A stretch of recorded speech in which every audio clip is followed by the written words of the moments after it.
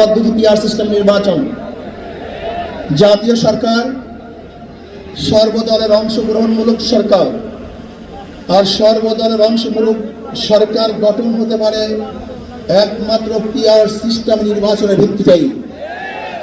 তাহলে কেন বিএনপি মানছে না, কারণটা কি আমি বুঝি না। অবশ্যই বিএনপিকেও পিআর সিস্টেম নির্বাচন মানা উচিত। সংস্কার চাই। বিএনপি বলছে আমরা সরকার গঠন করে ক্ষমতায় নিয়ে সংস্কার করব। প্রথম প্রশ্ন হলো এই, আগামীতে বিএনপি ক্ষমতায় যাবেন, এই গ্যারান্টি আপনি কে দিয়েছে?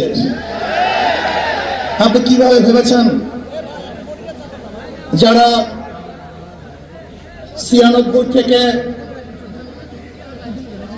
96 পর্যন্ত ফেল করার কারণে 96 ক্ষমতায় আসতে পারে নাই,